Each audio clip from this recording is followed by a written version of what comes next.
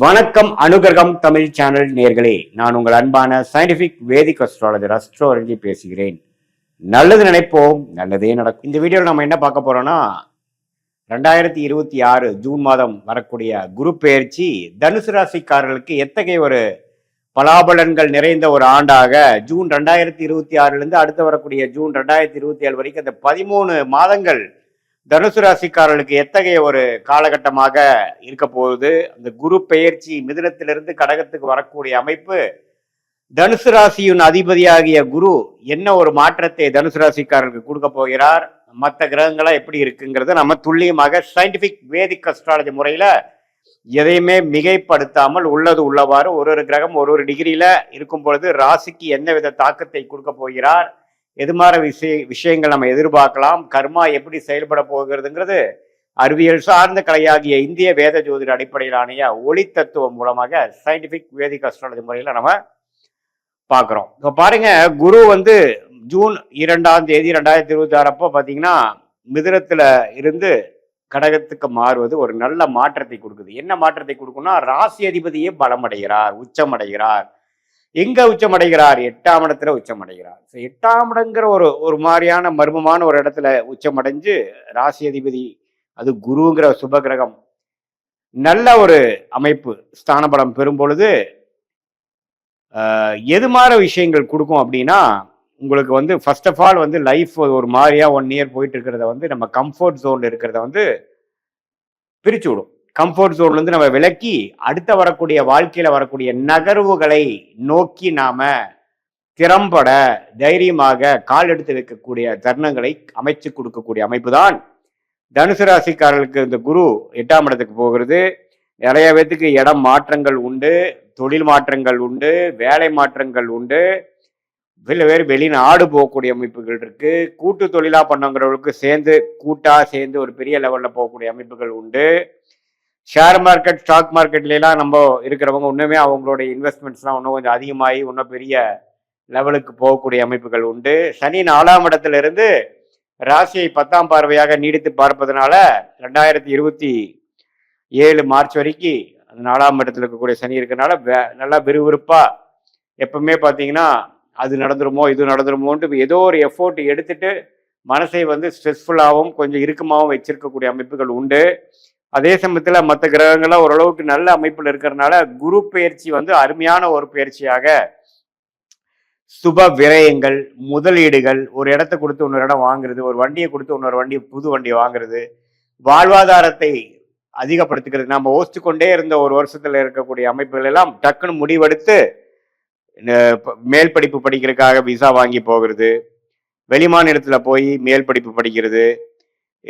ஒரு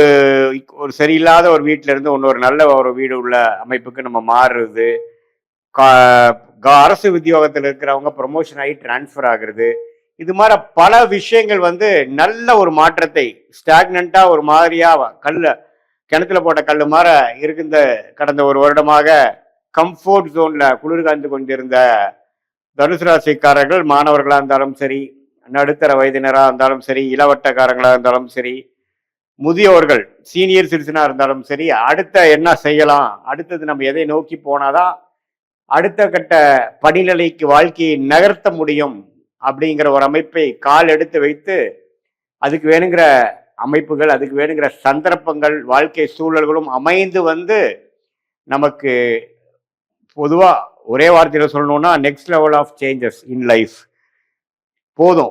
அடுத்ததுக்கு நம்ம பார்க்கலாம் அப்படிங்கிற மாதிரி. இப்படி உள்நாட்டிலேயே வேலை செய்கிறவங்க வெளிநாடுக்கு போகணும்னு நம்மளால ட்ரை பண்ணுறாங்க, வெளிநாடு போகிறது, ஒன்றுக்கும் மேற்பட்ட தொழில் பண்ணுறது, ஒரு ஒரு ஒரு ஒரு விதமான ஒரு முதலீடுகள் செய்து அதில் லாபம் எடுக்க முடியாமல் டக்குன்னு நல்ல ரேட்டில் அது விற்று அது மூலமாக பல மடங்கு வேற தொழிலில் போட்டு ஜெயிக்கக்கூடிய அமைப்பு அப்படிங்கிற அந்த அந்த பொருளுக்கு ஒரு உகந்த ஒரு கிரகமாகிய புத்திரகாரகனாகிய குரு, தனகாரகனாகிய குரு நல்ல ஒரு உச்சம் பெற்று 8ஆம் இடத்துல இருக்கும் பொழுது, அதுக்கு பிடித்த கடகராசியில் இருக்கும் பொழுது தனுசு ராசிக்காரர்களை பெரிய லெவலில் திங்க் பண்ண வைக்கிறது, ஒரு மன உறுதியோட செயல்படுவதுன்னு இருக்கு. இதுல 8ஆம் இடத்துல உச்சம் பண்ணால சம்டைம்ஸ் பார்த்தீங்கன்னா கொஞ்சம் நம்ம நினைக்கிற அளவுக்கு வேகமா நடக்காது, அப்பப்போ கொஞ்சம் அப்போசிஷன், ரெசிஸ்டன்ஸ், தடங்கல்கள் வரக்கூடிய அமைப்புகளும் இருக்கும். பட் அதெல்லாம் தாண்டி நம்மளுடைய வாழ்க்கை குறிக்கோள்கள் என்னங்கிறத நோக்கி அதுல நம்ம போய் ரிஸ்க் எடுத்து வாழ்க்கையில கம்ஃபர்ட் ஜோன்லேருந்து விலகி அடுத்த கட்ட வாழ்க்கை ஸ்டேஜஸ்க்கு நகரக்கூடிய ஒரு அருமையான ஒரு தருணமாக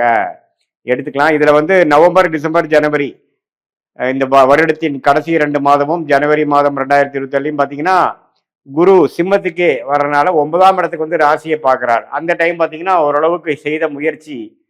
ஜூன், ஜூலை, ஆகஸ்ட், செப்டம்பர், அக்டோபர்ல செய்த முயற்சிக்கு தகுந்த ஒரு நல்ல பலன்களும் நம்ம நடுவால பார்ப்போம். ஸோ ஓரளவுக்கு அந்த அதிபக்கிரமாக சிம்மத்துக்கு போகக்கூடிய குருவும் தனுசு ராசிக்கு நல்ல பலன்களை கொடுக்கிறார் அப்படிங்கிறத தெரிந்து கொண்டு இந்த குரு பயிற்சி 8க்கு போய் மறைஞ்சிட்டார், அஷ்டமத்தில் போயிட்டாருங்கிற நம்ம பயப்பட வேண்டியதில்லை. அஷ்டமத்தில் போனாலும் உச்சம் பெறுகிறார், 2ஆம் இடத்தை பார்க்கிறார், 12ஆம் இடத்தை பார்க்கிறார், 4ஆம் இடத்தை பார்க்கிறாருங்கிறது நம்ம தெரிஞ்சுக்கணும். 4ஆம் இடத்திலிருந்து தாயாரின் உடல்நிலை, இடம், வீடு, வண்டி வாகனத்தில் சில சேதாரங்கள், சில பிரச்சனைகள் கொடுத்து கொண்டிருந்த சனி குருவின் உச்ச குருவின் பார்வையால் தன்மை அடைந்து பிரச்சனைகள் கொஞ்சம் சாந்தமாயி இனிமேல் வரக்கூடிய பிரச்சனைகள் அவ்வளோ இல்லைங்கிற மாதிரி சனி கொடுக்கும் தொல்லைகள் கம்மியாகிற அமைப்பு இந்த குரு பயிற்சி கட்டாயம் உண்டாக்கி கொடுக்குது தனுசு ராசிக்காரர்களுக்கு. ஸோ இது வந்து ஒரு பொதுவான பலனே தவிர உங்களுடைய ஜென்ம ஜாதகத்துல நீங்க எந்த தசாபுக்திகள்ல இப்போ போயிட்டு இருக்கு, என்ன லக்னத்துல பிறந்தீங்க, அந்த லக்னத்துக்கு இப்போ போயிட்டு இருக்க தசாபுக்திகள், அந்தரங்கள், சூக்ஷ்மம் எப்படி இருக்கு, எந்தெந்த டிகிரியில் எந்தெந்த கிரகங்கள் இருக்கு நீங்க பிறக்கிறப்போ, பிறந்த தேதி, பிறந்த நேரம், பிறந்த உரை வைத்து வரக்கூடிய திருக்கணித பஞ்சாங்கத்தில் உங்க ஜாதகத்தை போட்டு அது பிரகாரம் நம்ம லக்னம், ராசி, நீங்க வந்து பூராட நட்சத்திரமா, மூல நட்சத்திரமா, உத்திராட நட்சத்திரமா அப்படிங்கிறதெல்லாம் ஓரளவுக்கு நல்லா தீர ஆராய்ந்து அதுக்கு தகுந்த மாதிரி நம்மளுடைய ஜோதிட கணிப்பு அடுத்த வரக்கூடிய 6 மாதம் எப்படி, அடுத்த வரக்கூடிய 1 வருடம் எப்படிங்கிறதெல்லாம் நம்ம ஓரளவுக்கு பிரித்து பார்க்கும் பொழுது நல்லாவே நமக்கு லாங் டேர்ம் எப்படி இருக்க போகுது, ஷார்ட் டேர்ம் எப்படி இருக்க போகுது, எது மாதிரி பிராப்தங்கள் காத்து இருக்கிறது, எது மாதிரி விஷயங்கள் நமக்கு உகந்ததாக இல்லை, எந்த நேரத்தில் எது மாதிரி முடிவுகள் எடுத்தால் சேதாரம் இல்லாமல், பண விரயங்கள் இல்லாமல், சமய விரயங்கள் இல்லாமல் நம்ம ஓரளவுக்கு வெற்றி அடைய முடியும், எந்த நேரம் வந்து நமக்கு அருமையாக இருக்கிறது, எந்த நேரம் நமக்கு மிகவும் சுமாராக இருக்கிறது, எந்த நேரத்தில் இடம் மாறலாம், எந்த நேரத்தில் வேலை வாய்ப்புகள் கிடைக்குது, எந்த நேரத்தில் கடன் அடையுது, எந்த நேரத்தில் வந்து நம்ம வெளிநாடு, குழந்தை செல்வம், கல்யாண விஷயங்கள், சுப விஷயங்கள், முதலீடு விஷயங்கள் எல்லாமே வாழ்க்கைக்கு அந்தந்த வயதுக்கு தேவையான முக்கியமான சில காலகட்டங்களில் நம்ம எந்தெந்த முடிவுகள் எடுப்பது நல்லது, எந்த நேரம் எதை காட்டுகிறது,